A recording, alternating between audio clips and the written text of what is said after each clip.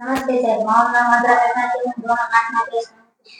આજે હું તમને પ્રકાશ ભૂષણ પ્રકાશ ભગવાન અને સમજ આપીશ.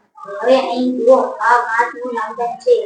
આમાં હું એક બાજુથી નીચે લાઈટ નાખું છું તો તેનું વક્રીભવન થઈ જાય છે. જો આવી રીતે. પછી પ્રિઝમ માં પણ દેખાડ જરાક, એટલે ખ્યાલ પડે.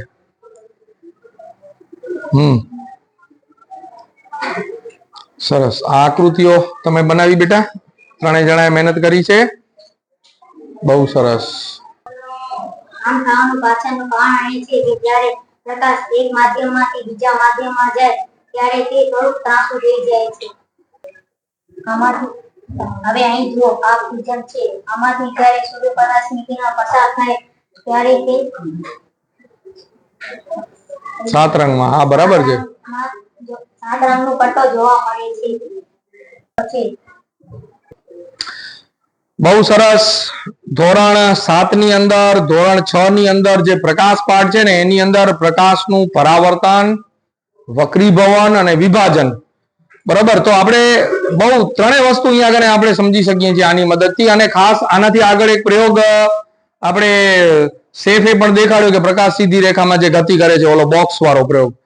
હવે અહીં તમને બહુ સરસ ચિત્ર દ્વારા આ લોકોએ સમજ આપી છે. જે ચિત્રોની અંદર હતો, જે આ પાઠ છે ને એની અંદર પ્રવૃત્તિ જે તમને 15.11 આપી છે ને, બહુ સરસ આપી છે પ્રકાશ પાઠની અંદર. અને એ દરમિયાન આની અંદર બહુ સરસ તમને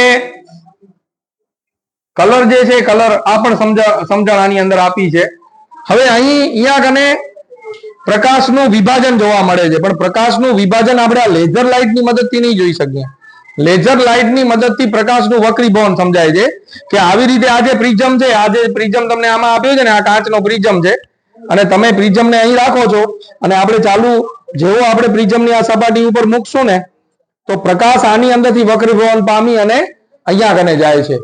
હવે જ્યારે વક્રીભવન પામે છે ત્યારે પ્રકાશ હવાના માધ્યમમાંથી કાચના માધ્યમમાં અને કાચમાંથી વળી પાછો હવાના માધ્યમમાં જાય છે. એટલે કે પ્રકાશ એક માધ્યમમાંથી બીજા માધ્યમમાં જશે ને ત્યારે થોડુંક તે ત્રાંસું થઈ જાય છે. તેને જ એનું વક્રીભવન કહેવામાં આવે છે. એટલે કે પાતળા માધ્યમમાંથી ઘટ માધ્યમમાં જાય તો વક્રીભવન પામે છે. ઘટ માધ્યમમાંથી પાતળા માધ્યમમાં પાછું જાય ત્યારે પણ વક્રીભવન પામે છે. એટલે આ વિભાજનની ઘટના દર્શાવતી આકૃતિ છે. અને આ જે આકૃતિ છે ને એ પ્રકાશનું વિભાજન દર્શાવતી આકૃતિ છે. આ જે પ્રિઝમની બહુ સરસ મહેનત કરી અને છોકરાઓએ બનાવેલી છે કે આમ પ્રકાશનું કિરણ સીધું જાય છે, પણ પ્રિઝમના કાચના માધ્યમમાંથી અહીંયાથી આમ વક્રીભવન પામી અને પાછું આમ જાય છે. એટલે આની મદદથી તમે લંબ પણ સમજાવી શકો. અહીંયા આ છે ને લંબ દર્શાવેલો છે કે હવાના પાતળા માધ્યમમાંથી ઘટ માધ્યમમાં જાય તો લંબ થી દૂર જાય છે, બરોબર, અને આ લંબની નજીક આવે છે.